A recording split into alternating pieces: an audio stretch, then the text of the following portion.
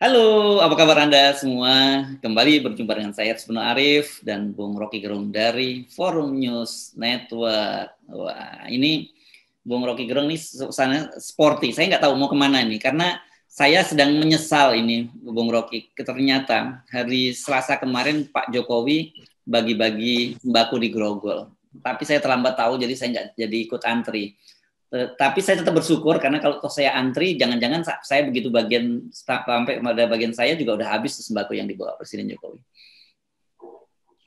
Ya itu kejadian yang bisa membuat kacau perencanaan Anies Baswedan di Jakarta. Ini yang ada koordinasi dengan DKI itu. Mentang-mentang ibu kota, ini bukan ibu kota Jokowi, ini ibu kota dari penduduk Jakarta tuh. Kan itu bedanya tuh. Jadi Jokowi adalah rakyat Jakarta sebetulnya. Dia nggak boleh langgar komitmen untuk tidak ada kerumunan. Tuh. Jadi Anies bekerja keras untuk nurunin angka COVID di Jakarta. Jokowi justru nambahin. Tuh. Ya kalau kita lihat suasana kemarin itu betul-betul padat dan nggak ada jarak sama sekali. Tuh.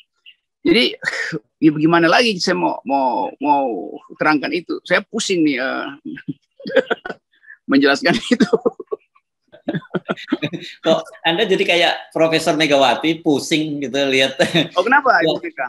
Nah, Ibu Megawati kemarin dalam webinar tentang Bung Hatta juga mengaku sebagai profesor aja saya pusing nih. Sekarang ini kenapa sih kok masalah suku, agama dan sebagainya dipersoalkan ini. Nah, saya kira Bu Mega juga mesti menunjukkan kepusingan menegurnya kepada Pak Jokowi juga karena ini kan buzzernya Pak Jokowi semua itu yang mempersoalkan agamanya Anthony Ginting, yang mempersoalkan sumbangan pri non pri itu kan semua buzzernya Pak Jokowi itu.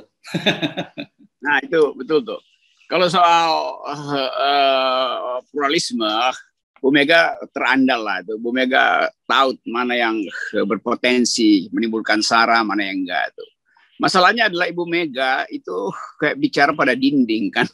Kan dia bisa putuskan aja untuk lakukan hal yang lebih radikal gitu. Dan tadi tegur aja Pak Jokowi ini buzzer Anda ini Pak Jokowi ini kok miara sara itu. Mungkin juga buzzer-buzzer itu yang lagi nunggu sembako kemarin di Grogol. Karena udah nggak ada duit dia kan. Buzzernya kan udah miskin semua tuh. Jadi antri. Ini soal kita tuh para pemimpin kalau Ibu Mega udah pusing itu bagaimana wong cilik itu. Dan wong cilik nggak punya kemampuan untuk menegur kekuasaan. Jadi sebetulnya kita masuk lagi di dalam kondisi yang amburadul. Dan amburadul itu diperlihatkan dengan kepanikan presiden karena dia tahu bahwa elektabilitasnya atau popularitasnya udah turun. Versi SMLSI aja udah tinggal 43%. Itu kalau saya bagi dua tinggal 17%-an gitu kira-kira. Jadi Jokowi mau cari popularitas dengan bagi-bagi sembako. Jadi betul-betul nggak ada semacam, ya nggak ada, kalau saya bilang nggak ada otak, ntar orang marah lagi. Nggak ada kemampuan untuk buat prediksi bahwa kalau presiden hadir, orang berkerumun ke situ bukan untuk memuji-muji presiden, menaikkan elektabilitas, tapi karena memang rakyat kekurangan sembako. Jadi dimanapun orang akan berkerumun. Itu intinya. Jadi nanti Jokowi GR. Saya masih dieluk-elukan rakyat. Iya rakyat lapar, mah siapapun yang datang tuh dieluk-elukan aja. Jadi ini soal-soal kita sebetulnya tuh. Kalau survei, Bung Rocky, saya kira bukan hanya survei lembaga-lembaga survei yang jujur kita mesti kasih catatan ya kalau lembaga-lembaga survei ini karena tadi seperti Anda itu banyak diskonnya itu. Tapi lembaga yang di survei yang dilakukan oleh Bank Indonesia secara berkala juga mengkonfirmasi itu loh. Jadi masyarakat juga khawatir atas kondisi keekonomiannya itu kan. Setiap ini kan Bank Indonesia juga melakukan survei semacam itu ya. Survei apa itu survei? Surveinya ini survei yang dilakukan oleh ini Bank Indonesia itu survei konsumen ini yang dilakukan terhadap publik dan ini kelasnya kelas menengah bawah gitu disebutkan bahwa ini sekarang itu masyarakat juga merasa bahwa keyakinan konsumen ya, namanya indeks keyakinan konsumen, ini survei yang dilakukan oleh Bank Indonesia itu juga rendah sekali, tinggal sekitar 35% tuh mereka optimis terhadap perekonomian kita itu. Ya itu yang lebih real sebetulnya, karena indeks Bank Indonesia itu nggak ada buzzer-nya di situ tuh. Karena ini soal prudentiality dari sebuah lembaga keuangan yang independen. Bank Indonesia kan ini independen, jadi dia nggak ada masalah sebetulnya dengan politik. Dia hanya memberitahu bahwa segitu parahnya kehidupan ekonomi itu. Dan kita mesti dengar survei itu. Karena itu survei yang juga dipakai oleh lembaga-lembaga pemeringkat internasional kan. Nah kalau survei itu sudah dikeluarkan oleh Bank Indonesia, itu artinya lonceng bahaya itu udah dibunyikan itu. 35% tinggal yang percaya itu. Apalagi ini soal keyakinan yang belum ditambahkan dengan variabel harapan itu. Harapan perbaikan nggak ada. Jadi kalau variabel itu dimasukkan dalam survei, itu mungkin 17 orang tuh, 17% tuh. Lalu begitu cara kita lihat disebut sebagai keyakinan konsumen itu. Ya. Ini saya membaca tulisan, nah kebetulan tulisan sahabat kita membacanya ini karena indeks keyakinan konsumen itu. Ya, ini betul-betul sudah sangat pesimis dan ini respondennya adalah kelas menengah ke bawah dan itu real gitu ya, karena mereka ini pasti bukan orang yang menikmati pertumbuhan ekonomi 7,7% kemarin.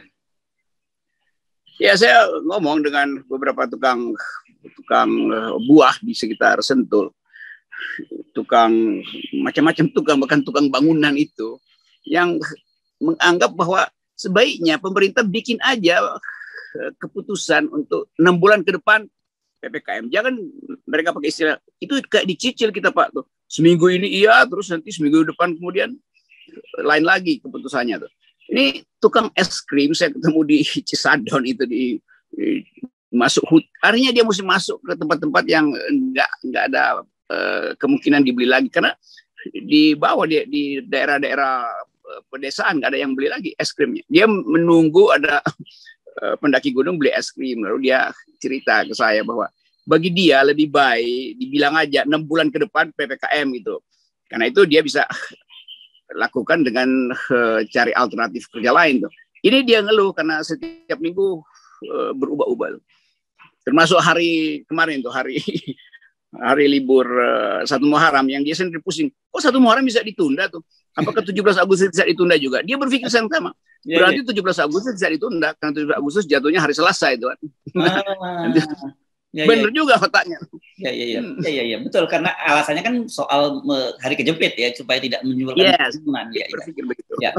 Nah, apakah situasi ini menjelaskan kemudian muncul semacam paranoia di kalangan pemerintahan kita ya? Saya mendapat info dan juga membaca beritanya sejumlah mural gitu ya tentang Pak Jokowi itu di Tangerang, terus kemudian ada juga di mana kita dipaksa sehat di negeri yang sakit itu, kalau nggak salah di Jawa Timur disebutkan itu langsung dihapus kan. Jadi sekarang polisi dan Satpol PP punya tugas baru menghapus mural-mural atau grafiti-grafiti yang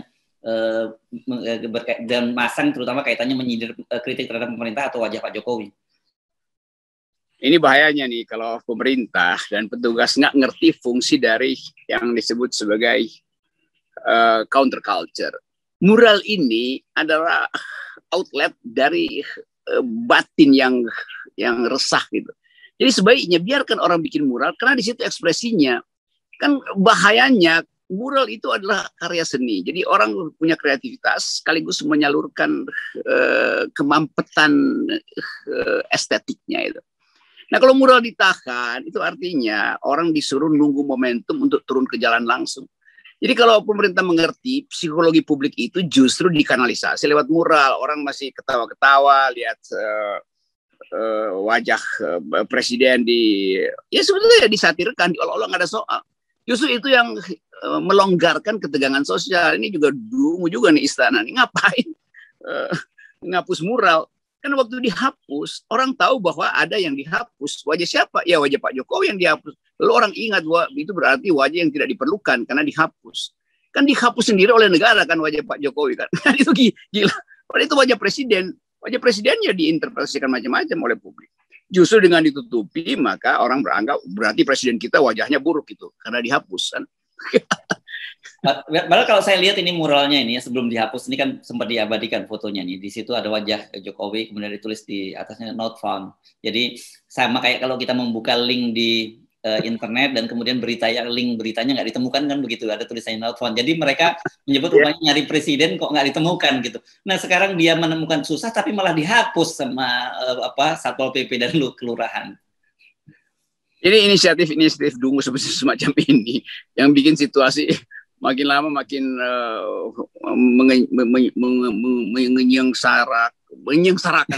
menyengsarakan batin kita. Oke.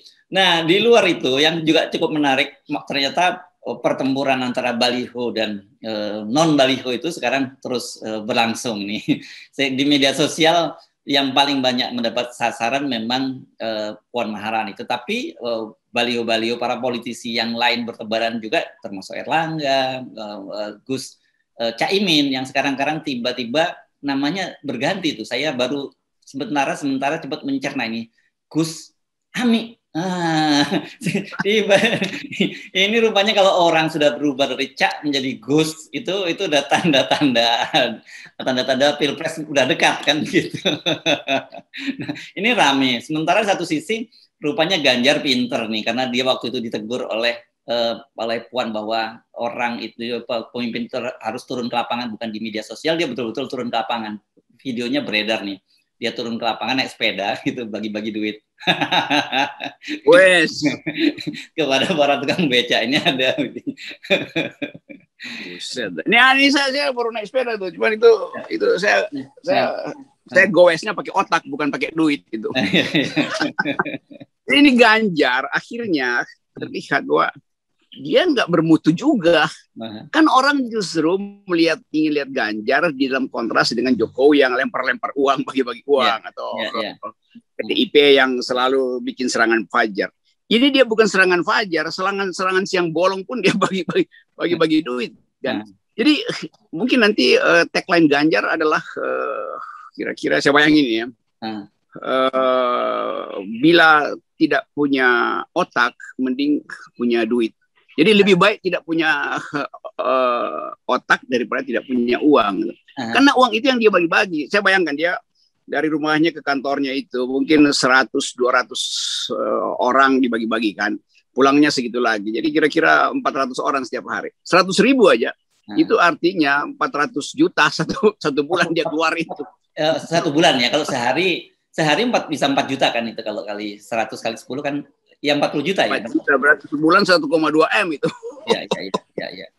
Ya. Dan itu lebih mahal daripada biaya merawat baliho Puan yang cuma 300 juta. 450 juta. Jadi kelihatannya.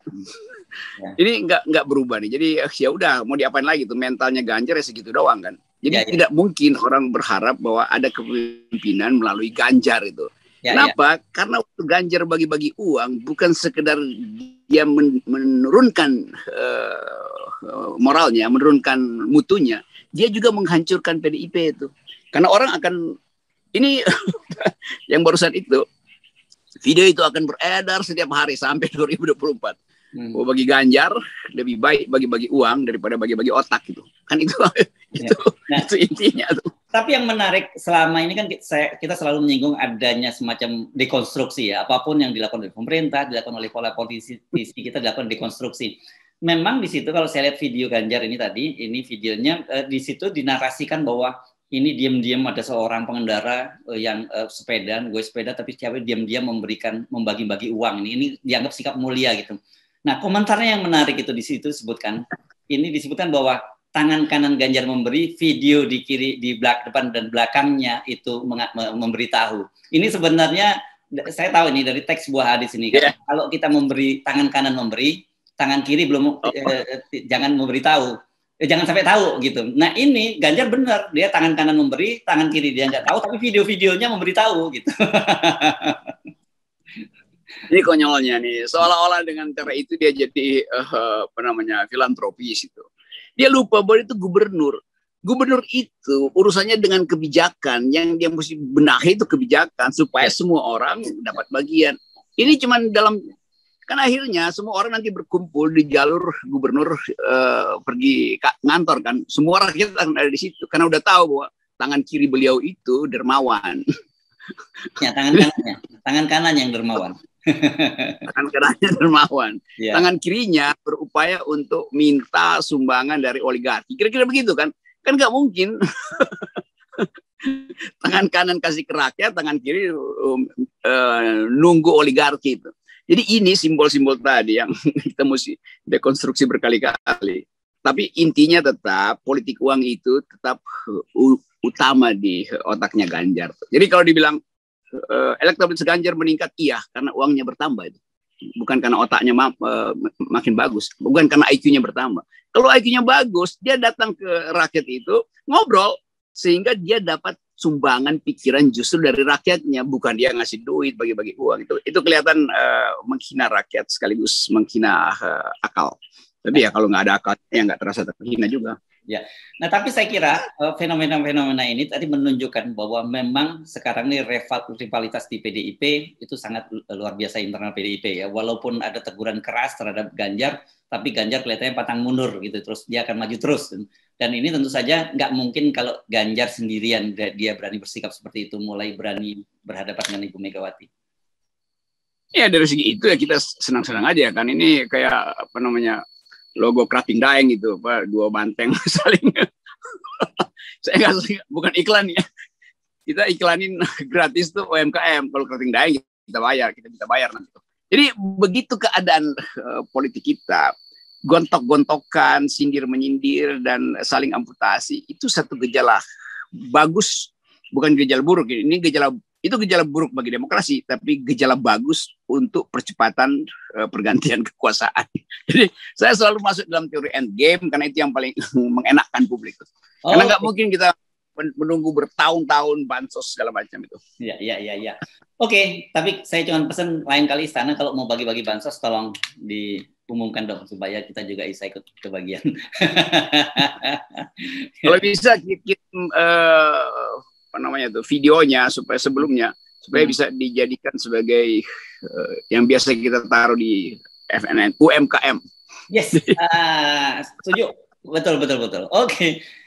Mantap. Terima kasih Bang Rocky. Bye. Oke.